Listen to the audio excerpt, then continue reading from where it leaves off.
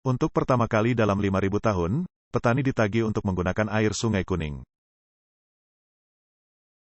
Sungai Kuning, juga dikenal sebagai Sungai Huanghe, adalah sungai terpanjang kedua di China dan salah satu sungai terpanjang di Asia. Sungai ini terletak di lembah Sungai Kuning yang terkenal sebagai tempat kelahiran peradaban China kuno dan sering disebut dengan penuh kasih sebagai Ibu Sungai. Sungai ini telah memberi makan komunitas pertanian di sepanjang tepiannya selama ribuan tahun. Dataran di sekitar sungai telah mendukung berbagai kegiatan pertanian, menjadikannya penopang penting bagi petani di daerah tersebut. Namun pada tahun 2023 di bawah pemerintahan Partai Komunis China, PKC, terjadi insiden langka di mana petani dikenakan biaya penggunaan air Sungai Kuning untuk pertama kalinya dalam 5.000 tahun. Hal ini juga menjadi judul dari video yang baru-baru ini beredar di internet. Di Kabupaten Zhangye, Jinan, Shandong, anak sungai dari Sungai Kuning telah digali secara kolektif oleh warga desa lebih dari 1 dekade yang lalu. Namun, pengungkapan terbaru menunjukkan bahwa warga desa diwajibkan membayar lebih dari 100 yuan, sekitar $13 AS dan 84 sen, per orang setiap tahunnya untuk mengakses air dari anak sungai-Sungai Kuning ini, dan biaya ini bahkan terkait dengan skema asuransi bagi para lansia. Pengguna internet telah mengungkapkan bahwa biaya-biaya dikenakan pada penggunaan air Sungai Kuning di setiap kabupaten.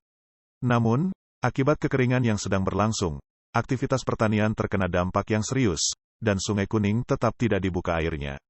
Penduduk yang tinggal di sepanjang Sungai Kuning di Shandong menyuarakan kekecewaan mereka dengan menyatakan bahwa pemerintah mengendalikan alokasi air Sungai Kuning dan di beberapa desa individu dikenai biaya irigasi.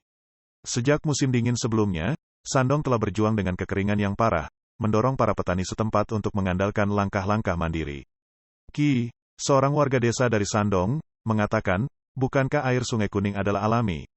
Bukankah desa-desa tempat orang tinggal juga desa-desa alami? Orang-orang telah tinggal di tempat-tempat itu selama berabad-abad, dan mereka selalu menggunakan air seperti itu. Membebankan biaya kepada mereka adalah tidak masuk akal. Sangat sulit bagi para petani di China saat ini karena kekeringan. Mereka membeli beberapa pipa dan diam-diam menyiram ladang mereka setelah pukul 10 malam ketika tidak ada patroli. Terdapat laporan dari daerah pedesaan di Shandong seperti Heze, Liaozeng, dan Binzu, di mana orang-orang telah menyatakan bahwa mereka tidak menggunakan air dari Sungai Kuning namun pemerintah tetap memungut biaya air. Huangji di Kabupaten Yuncheng, Shandong, terungkap oleh pengguna internet bahwa petani harus membayar lebih dari 100 yuan untuk setiap sesi penyiraman saat Sungai Kuning melepaskan air, yang jumlahnya 2 kali lipat dibandingkan dengan tahun sebelumnya.